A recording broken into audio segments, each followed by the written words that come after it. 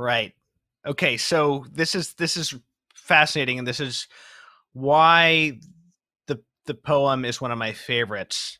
So I grew up, hearing things about chivalry, and when I was in high school, people would say you have to be chivalrous towards women, but I was a very cynical child for some reason, and I I don't know why, but I thought it was all an affectation, and putting women on a pedestal. I would have much more agreed with the letter Tolkien wrote to his son, warning against seeing women as a guiding star rather than a companion in shipwreck. But I didn't quite get it at the time.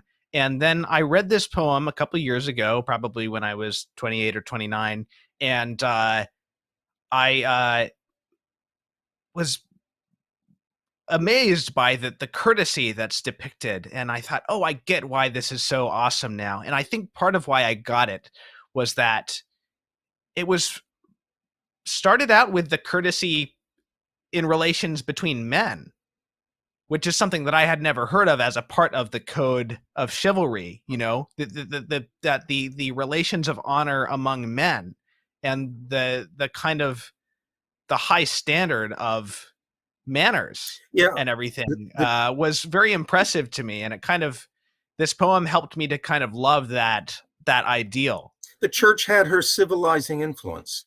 You can see that between the best friends and fellow warriors, Sir Roland, and his friend Oliver, in the Song of Roland. And that's 300 years before this here, 250 years before this. When the battle, they're all going to be massacred, okay? But they're killing as many of the Saracen enemies as they can while they're still alive. And Oliver, uh, who has blamed Roland for not blowing the horn to alert Charlemagne, who's far ahead, that the rear guard has been ambushed, okay, has blamed him for failing to do that. So there's a little bit of antagonism there.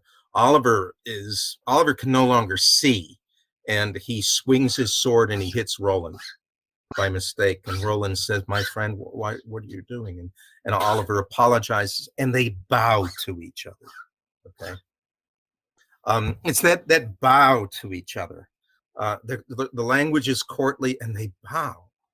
And where the heck does that come from? Because it certainly doesn't come from epic literature in Greece and Rome. That's a new thing in the world, new thing in the Right. Western world. Right. And then it's extended to women, but it's always problematic. Okay, as the poets never merely accepted at face value. This poet doesn't. Right. Okay, Right. Absolutely. Chaucer Yeah. doesn't. All right.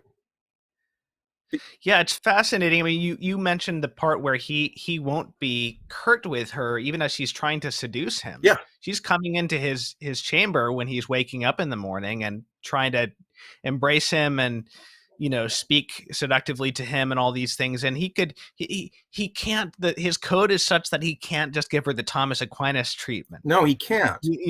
It's fascinating, and in some way you kind of wonder, is this is this correct?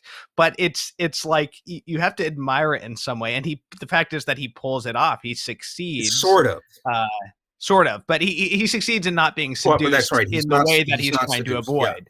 And I mean, Is what I and mean. they're playing for his soul.